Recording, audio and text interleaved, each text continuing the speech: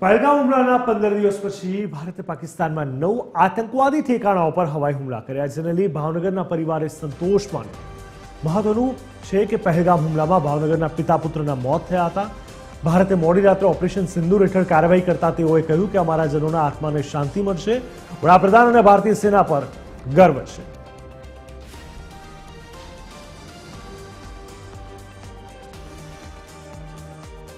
પહેલગામમાં જે આતંકી હુમલો થયો હતો તેના આજે 15 દિવસ થયા અને ભારતીય સેના દ્વારા વળતો જવાબ આપ્યો છે.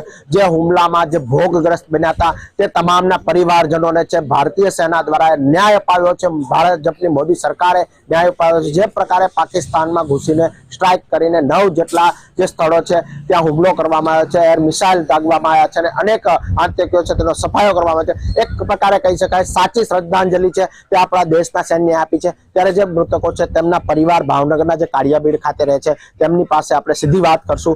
શું કહે છે તે લોકો, તેમના પરિવારમાં હાલ જે પ્રકારે શોક છે, પરંતુ ભારતીય સેનાએ જે કરી બતાવ્યું છે તેને લઈને એક અલગ ખુશી પણ આજે તે લોકોમાં જોવા મળી રહી છે. જે દુઃખ છે તે આજીવન રહેશે, પરંતુ ભારતીય સેનાએ જે વળતો જવાબ આપીને જે તેમનો બદલો લીધો છે તે ખૂબ જ મહત્વનું છે. ત્યારે પરિવારજનો સાથે સીધી વાત કરશું. આપનું નામ? મારું નામ પરમાર અભિષેક છે. આ પહેલગામમાં હુમલો થયો એના આજે 15 દિવસ થયા છે. નરેન્દ્ર મોદીએ આજે 15મા દિવસેના જડબાતોડ જવાબ આપ્યો છે. ધર્મ પૂછીને માર્યા છે, હવે ધર્મ બતાવીને મારવાનો અત્યારે હક આવી ગયો છે.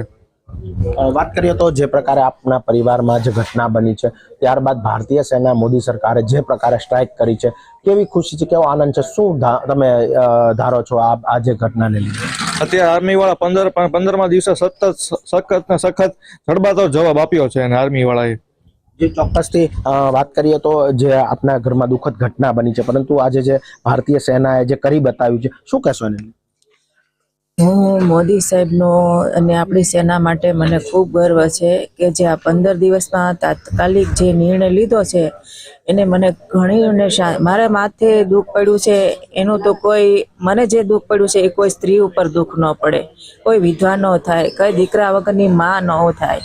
અને મેં મારા દીકરાને મારી નજર સામે બધું જોયું છે અને આ જે તાત્કાલિક હુમલો કર્યો છે અને એનું નામ નિશાન, આતંકવાદીનું નામ નિશાન મિટાવી દો મોદી સાહેબ. અને મોદી સાહેબ જે છે, જો સાંભળો ભારતવાળી દેશો, કે જે મોદી સાહેબ છે તો આપણે સુરક્ષિત છીએ. એટલે મોદી સાહેબનો ઘરે ઘરે જેમ આપણે ભગવાનની પૂજા કરીને એમ મોદી સાહેબની પૂજા કરવાની છે, યોગીજીની, અમિત શાહની, આપણે ઘરે ઘરે આપણે પૂજા કરવાની છે, એવી મારી પ્રાર્થના છે.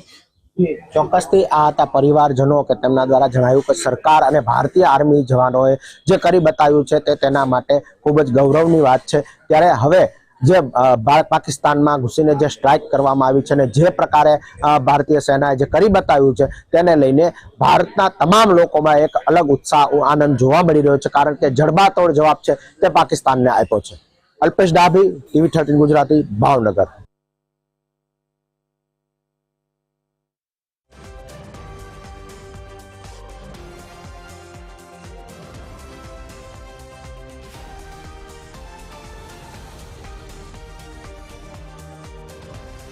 ચોક્કસથી જે લોકોએ પોતાના અંગત લોકોને ગુમાવ્યા છે એ લોકોને જે દુઃખ થતું હોય તે સ્પષ્ટ રીતે ચહેરાથી વાંચી શકાય છે, જોઈ શકાય છે, અનુભવી શકાય છે. જોકે આ ઘટના બાદ ઘણી રાહતનો શ્વાસ લીધો છે.